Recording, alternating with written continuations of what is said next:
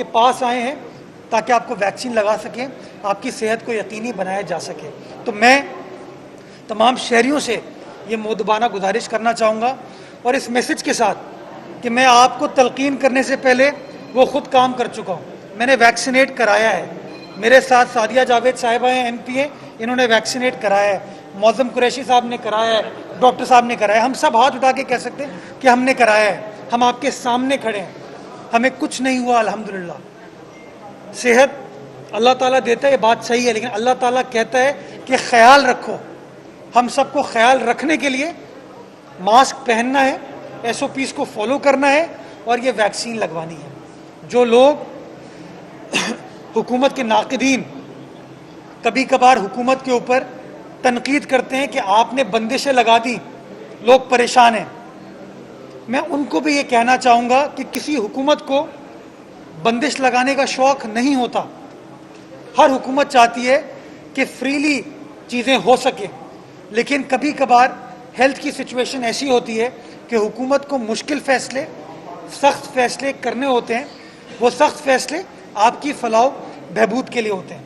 अगर हम चाहते हैं कि बंदिशें ख़त्म हों, अगर हम चाहते हैं कि हम रूटीन की ज़िंदगी की तरफ वापस चलें, तो हमें इन SOPs को फॉलो करना होगा। हमें इस मास्क की अफादियत को समझना होगा, इस मास्क को पहनना होगा जब भी हम अपने घरों से बाहर निकलें, और हमें अपने आप को, अपने गिरदोनवा में रहने वाले लोगों को, अपने घर वालों को वैक्सीन लगाने के लिए कायल करना होगा। मैं तमाम शहरियों को जो कहते हैं कि बंदिशें नहीं होनी चाहिए, मैं उनको ये बताना चाहूँगा कि दुनिया भर में जिस जिस मुल्क में बंदिशें ख़त्म हुई हैं, उन्होंने SOPs का ख्याल रखा है और वैक्सीनेट कराया है। अगर आज अमेरिका मामूल की ज़िंदगी पर आ गया है, उसकी बड़ी वजह यह है कि 70% उसकी आबादी वैक्सीनेट हो गई है।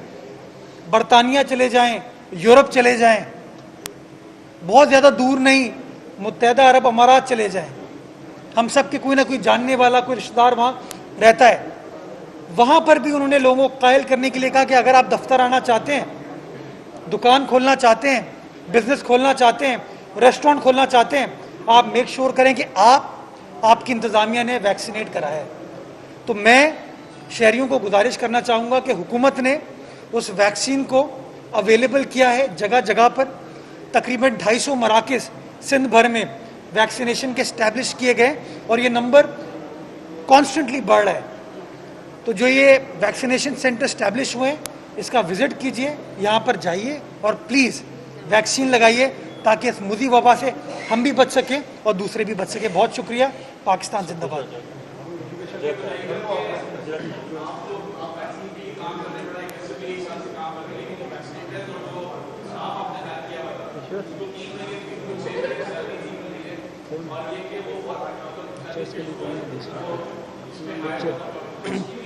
मैं तो देखिए, सबसे पहले जो हमारे फ्रंट लाइन वर्कर्स हैं, मैं तो उनको अप्रिशिएट किया और मैंने कहा कि जी उनकी जो काविश है वो काबिल सताइश है। I have no words to appreciate their contribution to the cause of health. इसमें कुछ जगहों पे हमें ये कंप्लेन आई कि जिन लोगों को ये 3-3 महीने के कॉन्ट्रैक्ट पे हायर किया जाता है, उनमें से कुछ लोगों को उनके कॉन्ट्रैक्ट के मुताबिक तनख्वाहें नहीं मिली।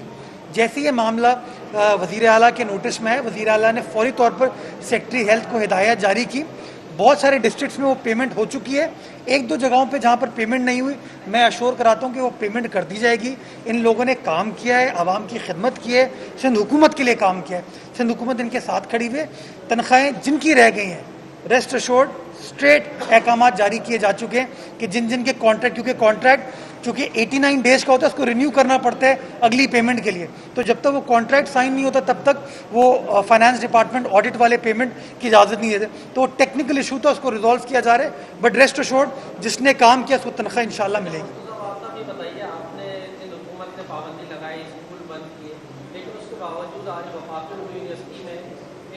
टेस्ट दिया जा रहा है, जिम्मेदार की भर्ती के लिए, उसके लिए आपने इजाज़त ली थी? वफाकी उर्दू यूनिवर्सिटी की हुकूमत ने ली थी या नहीं ली थी? अगर नहीं ली थी आपके खिलाफ कार्रवाई करें? मैं सबसे पहले आपका शुक्रगुजार हूँ कि आपने एक चीज़ मेरे सामने आइडेंटिफाई की, पॉइंट आउट की, और ज़िम्मेदार शहरी के तौर पर और ज़िम्मेदार हुकूमत के तौर पर मैं आपको इस बात की यकीन दहानी कराता हूँ। मैं अभी यहाँ से निकल के जो कंसर्न आपके डीसी हैं उनसे बात करता हूँ, वो जाके चेक करेंगे कि आया इस तरह की कोई इजाज़त दी गई नहीं दी गई। जब पाबंदी सिंध हुकूमत ने लगाई गई है तो उसका अतलाक हर यूनिवर्सिटी पर होगा, चाहे वो वफाकी यूनिवर्सिटी हो या सूबाई यूनिवर्सिटी हो, सरकारी यूनिवर्सिटी हो या प्राइवेट यूनिवर्सिटी हो। तो मैं समझता हूँ कि इस तरह की वायलेशन नहीं होनी चाहिए। और ये सवाल थोड़ा सा मैं अदब के साथ वफाकी हुकूमत से भी करना चाहूँगा कि अगर आपकी यूनिवर्सिटी कराची शहर में मौजूद है और अगर सिंध की हुकूमत ने कुछ SOPs गाइडलाइन इशू किए हैं तो आपकी हुकूमत, आपकी यूनिवर्सिटी को भी उन गाइडलाइंस को, उन SOPs को फॉलो करते हुए उन अहकामात की पासदारी करनी चाहिए।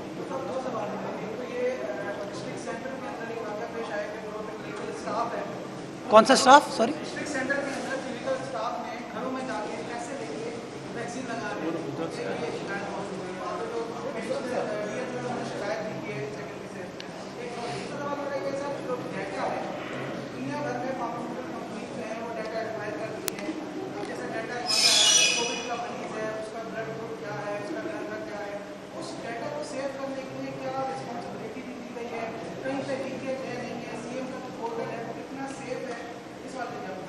अभी तक आपको उस पोर्टल से कोई इन्फॉर्मेशन मिल पाई है? अभी तक आपको उस पोर्टल से कोई इन्फॉर्मेशन मिली है?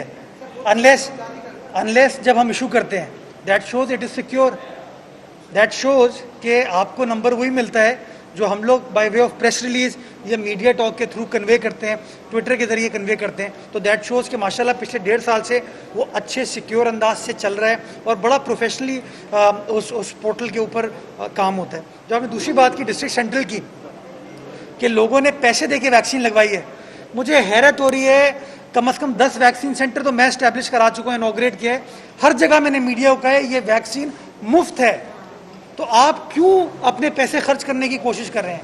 मैं तो शहरियों को कहना चाहूँगा कि जो भी सरकारी वैक्सीन है, और इस वक्त सूबा सिंध में सिर्फ सरकारी वैक्सीन चल रही है, nobody should pay A Penney to anyone.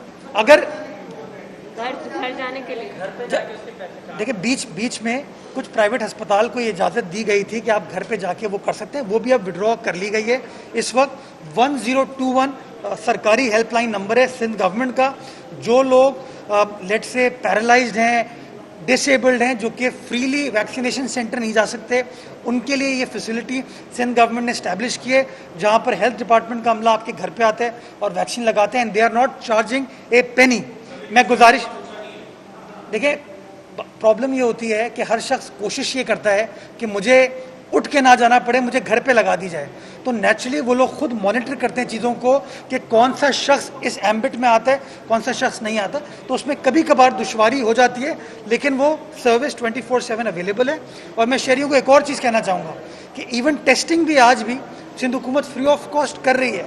अगर किसी शख्स को सिम्टम्स आते हैं, कोई इस तरह के असरात हैं कोविड के, तो फौरी तौर पर सिंध गवर्नमेंट के हेल्थ डिपार्टमेंट के अमले से रुजू करे, आपके घर पर आएंगे और आपको टेस्ट लेके जाएंगे। तो ये तमाम चीज़ें कर रहे हैं। हुकूमत कोरोना वैक्सीनेशन का मामला हो या डॉक्टर ऑपरेशन का विभाग को आप ताउन की पेशकश कर रहे हैं, विभाग की अभी असद उम्र में वो मुजफ्फर से हुकूमत के साथ उन्होंने एक मुहाद बनाया हुआ है। क्या वजह है कि उनके साथ मामला न रवा माली साहब के बजट में, न आइंदा माली साहब के बजट में सिंध के लिए कोई ऐसा फंड विभाग की जाने से मुस्तद की गई कर एनुअल प्लान कोऑर्डिनेशन कमेटी का भी इजलास हुआ, जिनके 2 मंसूबे मंजूर हुए, इस पर क्या कहना चाहिए? देखिए इसके ऊपर तो सिंध हुकूमत बार बार कहती रही है कि वफाकी हुकूमत को जिस तरीके से सूबाई सिंध के इशूज़ को प्रायोरिटाइज़ करने की ज़रूरत है, उस तरीके से प्रायोरिटाइज़ नहीं किया जाता। अब बड़ी छोटी सी मैं मिसाल देता हूँ। कोई शख्स हमारे हाईवे से गुजरता है और कल मैंने देखा सोशल मीडिया पे एक मैसेज चल रहा था कि सिंध का हाईवे ऐसे क्यों है। अब हाईवे वफाकी हुकूमत बनाती है, नेशनल हाईवे अथॉरिटी बनाती है। अब ये कितना एक अनफॉर्चुनेट चीज़ है कि पंजाब भर में खैबर पख्तूनख्वा की साइड पे तो मोटरवेज़ बना दिए हैं, बट सूबा सिंध की तरफ वो मोटरवे उस तरीके के नहीं बना रहे, और जो बनाए भी है कराची हैदराबाद का वो आपके सामने है। तो मैं आपकी बात की तायीद करता हूँ। मैं तो बार बार कहता रहा हूँ कि जिस तरीके से प्रायोरिटी सूबा सिंध के इशूज़ को वफाक की जानिब से मिलनी चाहिए थी, उस तरीके से नहीं मिली। मैं खुश हूँ कि पंजाब में खैबर पख्तूनख्वा में वो काम कर रहे हैं, लेकिन हम भी उसी पाकिस्तान का हिस्सा हैं। तो अगर इमरान खान साहब कहते हैं दो नहीं एक पाकिस्तान, तो वो एक पाकिस्तान सिंध के लिए भी वही होना चाहिए, पंजाब के लिए भी वही होना चाहिए। जो पाकिस्तान बोजदार साहब के लिए, वही पाकिस्तान जो है मुराद अली शाह साहब के लिए होना चाहिए। एक दूसरी चीज़, असद उमर साहब ने एक बहुत बड़ी बात कल की है, और वो नैब के हवाले से उन्होंने कहा कि नैब के होते हुए पाकिस्तान में इन्वेस्टमेंट नहीं हो सकती। मेरे दोस्त, मेरे भाई, असद उमर साहब को 3 साल लगे ये चीज़ जानने में। 2018 में कौमी असम्बली के इजलास में सदर आसिफ अली जरदारी साहब ने ऑन रिकॉर्ड ये बात कही थी कि नैब के होते हुए इस मुल्क में सरमायाकारी नहीं चल सकती। आपको याद होगा उनके अल्फाज कि नैब और मईशत साथ नहीं चल सकती। बिलावल भुट्टो जरदारी साहब ने कई बार ये बात कही। जब हम ये बयान देते थे, जब ये बात कहते थे, तो हमें पीटीआई के लोग कहते थे कि आप एनआरओ मांग रहे हैं। अब 3 साल बाद इनको एहसास हो गया कि जो बात पीपल्स पार्टी कर रही थी बिल्कुल दुरुस्त कर रही थी। और मैं समझता हूँ ये जो तजादात की हुकूमत है ना, उसकी वजह से हमारी मईशत को दूसरी परेशानी है। और वो क्या, मैं आपको बताता हूँ कि इमरान खान साहब ने, असद उमर के बॉस ने, वंडर बॉय के बॉस ने आज से कोई 2 हफ्ते पहले कहा कि नैब नाकाम हो गई है। रिकॉर्ड पे कहा उन्होंने। उसके 2 रोज बाद एक और इवेंट किया, उस पर कहते हैं नैब बड़ा अच्छा काम कर रही है, नैब ने 450 अरब रुपए की रिकवरी की है। और आज उनके वंडर बॉय, उनके वजीरे मनसूबाबंदी ये कह रहे हैं कि नैब के होते हुए इन्वेस्टमेंट नहीं हो सकती। तो प्रॉब्लम बेसिकली ये है, ये जो कंफ्यूज हुकूमत है, इसकी कंफ्यूज पॉलिसीज़ की वजह से, इसकी कॉन्ट्रडिक्शंस की वजह से हमें ये रोज़मर्रा की दिक्कतें आती, मुश्किलात आती हैं। मैं समझता हूँ वक्त आ गया है कि इनको अपनी जहन, अपने अमल में क्लैरिटी लाने की ज़रूरत है, स्टेबिलिटी लाने की ज़रूरत है, सस्टेनेबिलिटी लाने की ज़रूरत है। ये नहीं हो सकता कि एक दिन वो कुछ कहें, दूसरे दिन कुछ और कहें, वज़ीर आज़म कुछ कहे, वज़ीर मनसूबाबंदी कुछ कहे। ये एक कोहेसिव स्ट्रैटेजी के साथ अगर आगे बढ़ेंगे तो शायद हमारे मसले हल हो पाएंगे। अच्छा, वज़ीर आज़म साहब ने 2 दिन पहले पानी के मसले पे भी इजलास बुलाया, उल्टा जो है वो सिंध के ऊपर उनकी तरफ से भी इल्ज़ाम लगाए गए। तो आज फिर मजीद कल सीएम साहब ने जो तकरीर की, मुदल्लिल बातें की, लेकिन फिर कमी कर दी गई है, कटौती करी है 3000 क्यूसेक पानी। तो ये क्या हो रहा है, और ये आप किस तरह सिंध की ज़मीनों को बंजर होने से बचाएंगे, और आपके पास क्या क्या ऑप्शन हैं? पहले तो मैं आपका शुक्रिया अदा करता हूँ कि आपने सिंध के वज़ीर आला की बात को मुदल्लिल कहा। देखें, मुदल्लिल आदमी जो होता है वो दलील से बात करता है, और सबको नज़र आता है कि दलील कहाँ चल रही है और कहाँ पर सिर्फ बयानबाजी चलती है। मैंने एक बार नहीं कई बार कहा, और मैं आपके सामने आज फिर रिकॉर्ड पर लाना चाहूँगा कि 91 का जो वाटर अकॉर्ड है उससे हम मुत्तफ़िक नहीं हैं। पीपल्स पार्टी उससे ना उस वक्त मुत्तफ़िक थी, उस वक्त की हुकूमत ने साइन किया था, जाम सादिक अली की और मियाँ नवाज शरीफ की गवर्नमेंट थी वो। हम उस वक्त उससे मुत्तफ़िक नहीं थे, हमारे रिजर्वेशंस आज भी हैं। लेकिन हमारा गिला ये है कि इवन उस वाटर अकॉर्ड की पासदारी नहीं की जा रही। और इस हवाले से 2017 में सिंध हुकूमत ने इस मामले को मुश्तरका मफादात काउंसिल के सामने उठाया। उस वक्त के वज़ीर आज़म ने अटॉर्नी जनरल ऑफ पाकिस्तान, जो कि वफाक का नुमाइंदा है, उसकी सरबराही में एक कमेटी तश्कील दी, 4 सूबों की और वफाक की। उस कमेटी को टास्क दिया गया कि वो अपनी फाइंडिंग वापस मुश्तरका मफादात काउंसिल में सबमिट करेगी। नून लीग की हुकूमत में अटॉर्नी जनरल साहब ने जवाब नहीं दिया। इमरान खान साहब की हुकूमत आ गई, 2 नहीं एक पाकिस्तान की हुकूमत आ गई, मदीने की रियासत आ गई। तो फिर इस मामले को CCI में छेड़ा वज़ीर आला सिंध ने, और अनवर मंसूर खान साहब जो कि साबिक अटॉर्नी जनरल हैं PTI हुकूमत के, उनकी सरबराही में वापस कमेटी बनी। उस कमेटी के सामने वज़ीर आला सिंध खुद पेश हुए सिंध का मुकदमा लड़ने के लिए। उस कमेटी ने अपनी रिपोर्ट वफाकी हुकूमत को, CCI को सबमिट की है, और उस रिपोर्ट में वफाक के अटॉर्नी जनरल ने सिंध के पॉइंट ऑफ व्यू की तायीद की है। अटॉर्नी जनरल साहब ने इस बात से इत्तफाक किया है कि सिंध के जो रिजर्वेशंस हैं वो दुरुस्त हैं। बट बदकिस्मती के साथ जब उनकी रिपोर्ट CCI में सबमिट हुई तो CCI के सरबरा यानी कि इमरान खान साहब ने उस रिपोर्ट से इत्तफाक नहीं किया, और उन्हें मौजूदा अटॉर्नी जनरल की सरबराही में, जो मौजूदा अटॉर्नी जनरल हैं उनकी सरबराही में एक और कमेटी बना दी कि इस मामले को रिजॉल्व करें। तो हम तो बार बार कहते आ रहे हैं, हक़ाइक़ पर मबनी बात करते हैं, और आप चाहें तो वो रिपोर्ट मैं आप लोगों के साथ शेयर कर लूँगा। कि उस रिपोर्ट में अटॉर्नी जनरल साहब ने किस तरीके से हमें विंडिकेट किया, हमारे पॉइंट ऑफ व्यू की तायीद की है। बहुत शुक्रिया। कराची का पानी चोरी हो रहा है, बल्दिया में पानी दिए, दीगर इलाकों में पानी दिए। आपके हुकूमत के एक अफसर हैं राशिद सिद्दीकी, उन्होंने एक नुमाइशी ऑपरेशन भी किया जो कि लियारी एक्सप्रेसवे के नीचे किया। 3 लाइनें काटी गई, बात की कि दर्जनों लाइनें अभी भी वहाँ और वहीं से पानी चोरी हो रहा है। तो सिंध हुकूमत इसको नहीं रोक सकती? रोकना चाहती थी, रोक रही थी, इसलिए वो ऑपरेशन स्टार्ट हुआ था। हमें प्रॉब्लम ये होती है जब ऑपरेशन होता है तो एक साइड खुश होती है, एक साइड नाराज़ होती है।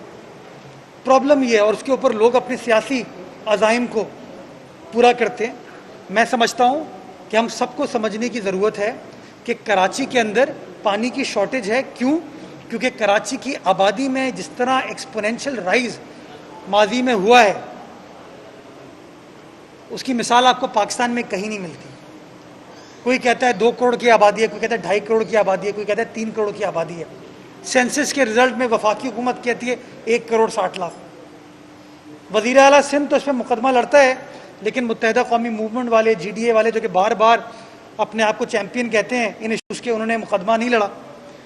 कराची को उसकी वाटर रिक्वायरमेंट का 50% पानी सप्लाई होता है इस वक्त। 50% की शॉर्टेज है। उस शॉर्टेज को मेकअप करने के लिए हम सबको मिलकर काम करने की ज़रूरत है। बट बदकिस्मती के साथ जो हमारी सियासी जमातें हैं वो पॉलिटिकल एंगलिंग करती हैं कि जी पीपल्स पार्टी शायद कराची दुश्मनी कर रही है, शायद वो लांडी से दुश्मनी कर रही है, शायद वो डिस्ट्रिक्ट सेंट्रल से, बल्दिया से दुश्मनी कर रही है। मैं समझता हूँ अगर हम सब आज तय कर लें कि इस पानी के मसले को हल करने के लिए रैशनल डिस्ट्रीब्यूशन ऑफ वाटर की ज़रूरत है। ये नहीं हो सकता कि कुछ घरों में, कुछ एरियाज़ में 24 घंटे 7 दिन हफ्ते के पानी है और कुछ जगहों में 3-3 महीने तक पानी ना है। तो अगर हम थोड़ा सा इसको रैशनलाइज कर लें और सियासी जमातें हमें सपोर्ट करें इस काम में, तो मैं समझता हूँ इस मामले को ज़्यादा एहसन अंदाज से हल किया जा सके। बहुत शुक्रिया।